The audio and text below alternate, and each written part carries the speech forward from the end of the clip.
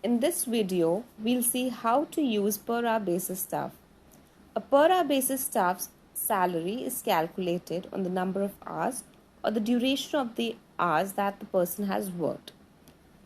So let us start with the two main components, the June salary and the June payments. The salary part is where the salary is shown and all the other payments are shown along with the salary. The payments part is where all the deductions, the payments, everything is shown one by one in the payments part. So let us start with attendance of the person. So here it is very clear that the attendance is calculated based on the punch in and punch out time. So the time will get calculated accordingly. So let's start with punch in. So for example, the person has punched it at around 9:20. So that is the punch in time, and the punch out time, let's suppose somewhere around 5:58. Save. So this calculates the total time the person has worked for that day. So this is 8 hours and 38 minutes. Similarly, we have an option of paid holidays, but the time is not shown, but the salary will be reflected. Now, so the half day and all other timings will be based on the punch in and the punch out time.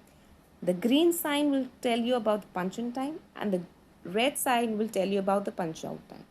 So over here we can see a small summary, the present days, the absent days, paid holidays and half days.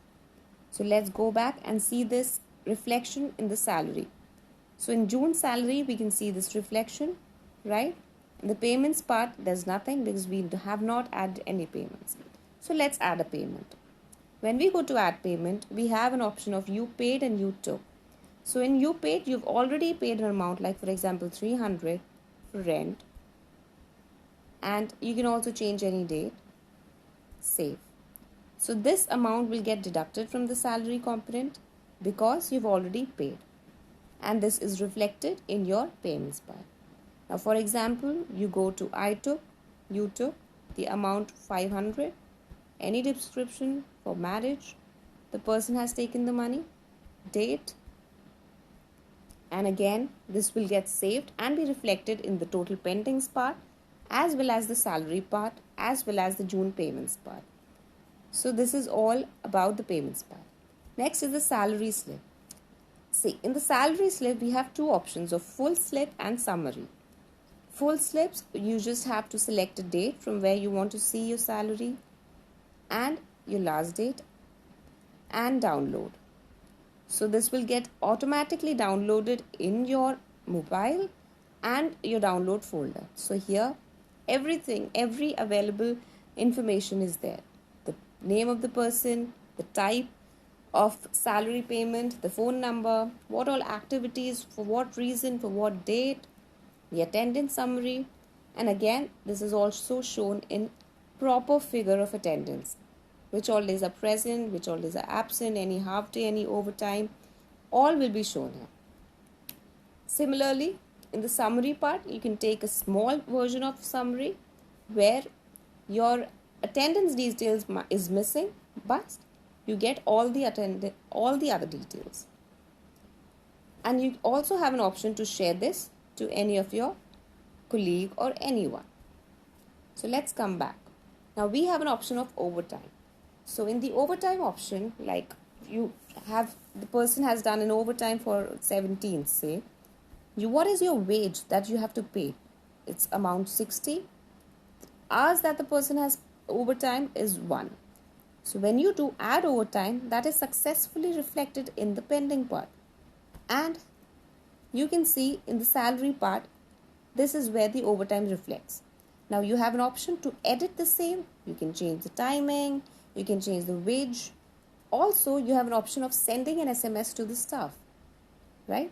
So this can be easily done when you send the SMS through your phone. Your phone should be compatible. Your phone should have a message option and you can easily send a message.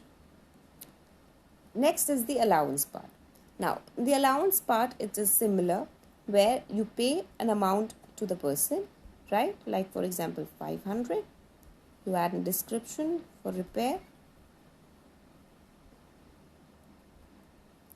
right? See, and that is added.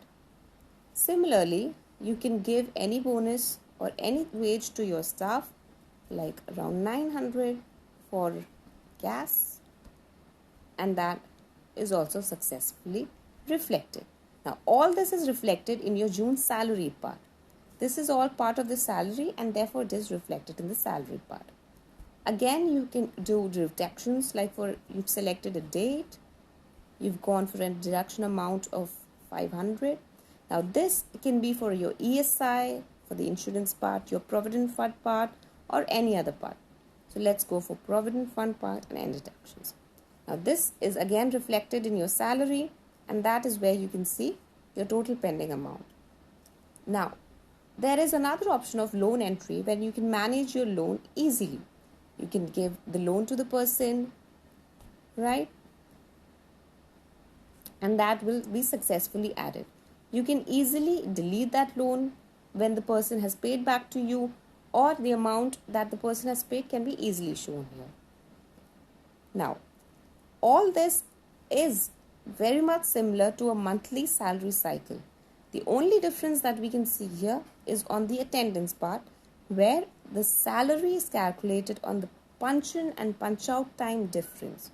So this is the only place where we get to see a difference. So I hope you like this video. Thank you.